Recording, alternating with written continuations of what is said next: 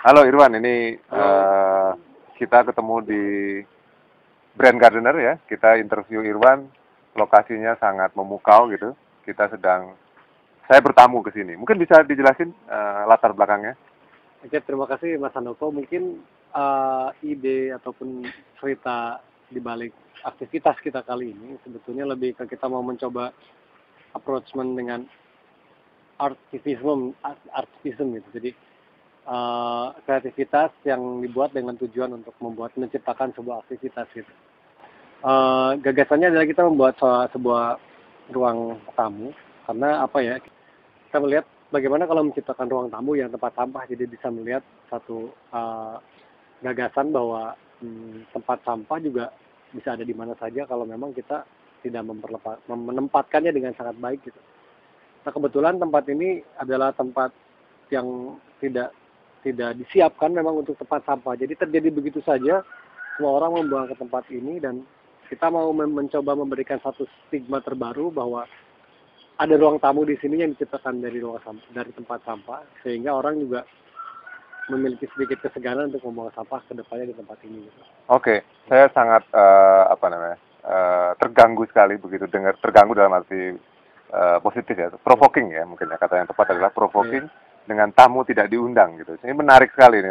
Apa maknanya dari tamu tidak diundang? Oke, judul aktivitas ini adalah lebih ke arah sesuatu yang sifatnya memberikan satu awareness tentang perilaku. Jadi kita membuat judulnya adalah tamu tidak diundang gitu, ruang tamu, dan sama halnya dengan sampah itu sendiri. Jadi kita melihat di desa-desa yang sekarang ini sebetulnya produksi sampahnya tidak sebegitu besar, tetapi setiap harinya mereka dilimpahkan tamu-tamu yang tidak diundang yang juga sulit untuk dimusnahkan berupa sampah gitu. Kalau kita melihat di kali, di mana-mana mungkin setelah hujan tiba, sampah-sampah itu akan berdatangan dan bukan hanya merusak pemandangan, tapi juga merusak ekosistem lingkungannya sendiri. Gitu. Ya, ini seperti menjadi renungan ya untuk saya pribadi. Saya pernah pergi sesuatu daerah yang sangat terpencil gitu. Rupa-rupanya di situ ada kaleng sebuah produk, ada sebuah brand yang mungkin nggak terbayangkan ada di situ gitu. Dan itu terjadi, sepertinya kita nggak bisa menyalahkan siapa-siapa gitu ya. Saya ya waktu itu, saya berpikir ini bagaimana bisa terjadi gitu. Dan mungkin nanti kita sambung lagi diskusi kita.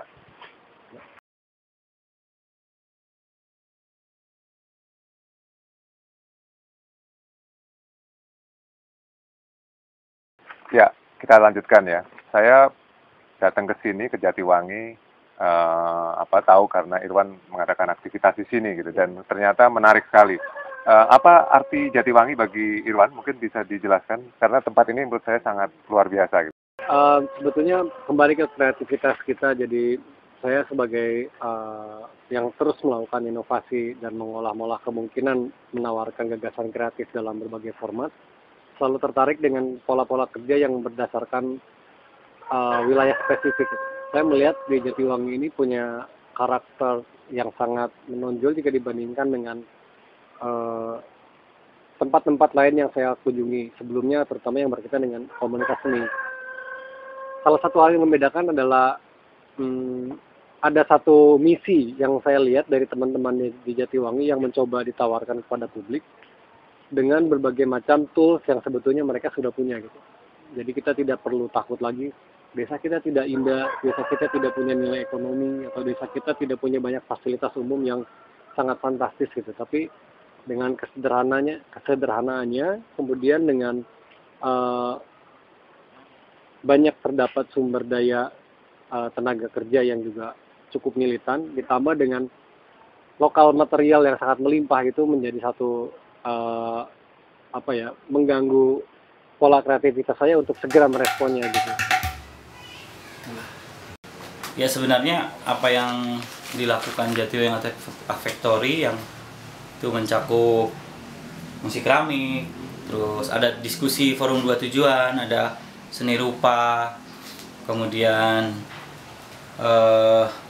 keramiknya sendiri gitu ya, galeri, kemudian juga pendidikan. Kita sebenarnya intinya ingin mengabarkan, ingin membiasakan bahwa kita bisa mengabarkan diri kita. Kabar-kabar yang di luar yang tidak penting untuk kita mencoba kita kurangi, Kita mencoba untuk mengabarkan diri kita. Itu barangkali. Dan ya ada orang bilang bahwa ini desa dunia. Sebenarnya yang disebut dengan desa dunia adalah desa yang ada di dunia.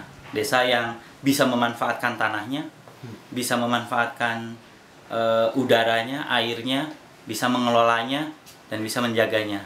Itu yang disebut dengan desa dunia. Desa dunia adalah desa peradaban. Dan kita mencoba ke arah situ.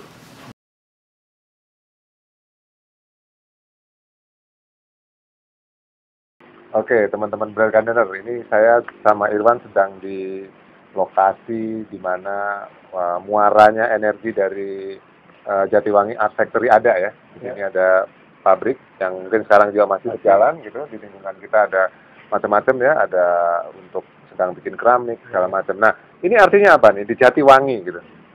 Oke, kalau kita melihat tadi sebetulnya Jatiwangi punya perjalanan yang cukup panjang sebagai sebuah kota. Saya melihat dalam tahun ini mereka ulang tahun 100 tahun ya.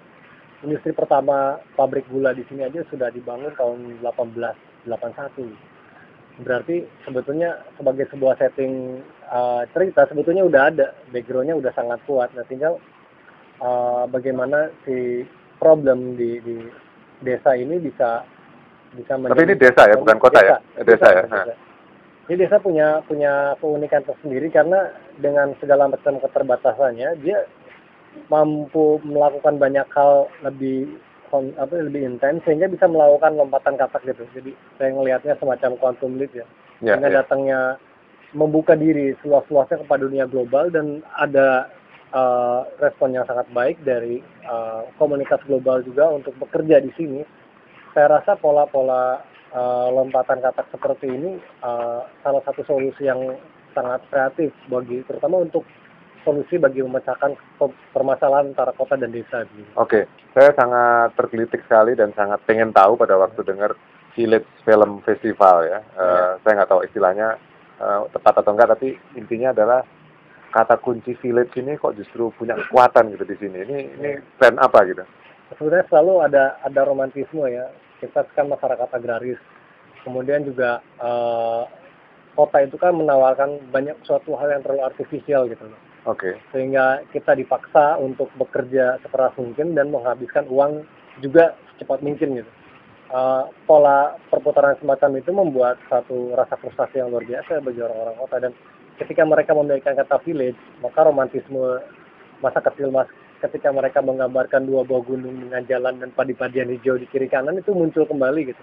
Oke. Bagi saya sendiri hal semacam itu sangat sangat personal dan ada kerinduan untuk kembali ke dasar. Kita berasal dari desa dan apa yang kita konsumsi di kota juga sebetulnya sehari-hari banyak diproduksi dari desa. Gitu. Oke, ini menarik sekali karena yang saya tahu Village Film Festival di Jatiwangi ini sudah menjadi magnet untuk 30 negara yang saya dengar ya. Jadi 30 negara sudah pernah mampir ke sini gitu. Dan seperti saya bilang tadi, keyword village menjadi sesuatu yang kelihatannya seksi lah, dibilanglah begitu ya. Tapi ada authenticity ya di sini ya. Ada sesuatu yang story-nya menarik dan orisinil gitu sehingga menjadi sesuatu yang bisa menyebar gitu. Nah, mungkin untuk next-nya ini gimana? Ya mungkin sebetulnya apa yang dilakukan oleh teman-teman di Jatiwangi atau beberapa desa kreatif lainnya ini semacam sebuah pemberontakan positif ya terhadap sistem yang sudah diyakini bertahun-tahun oleh negara, oleh sistem administrasi dan sekarang dikuasai juga oleh kapitalis gitu. Dan sebetulnya pemberontakan semacam ini sangat melelahkan untuk dikerjakan karena perlu banyak pengorbanan, perlu banyak rasa cinta yang dalam dengan apa yang kita kerjakan, perlu banyak meyakinkan banyak pihak gitu. Sama seperti halnya brand-brand lain yang dibangun dengan susah payah sehingga akhirnya bisa memberikan satu value yang paling kuat gitu.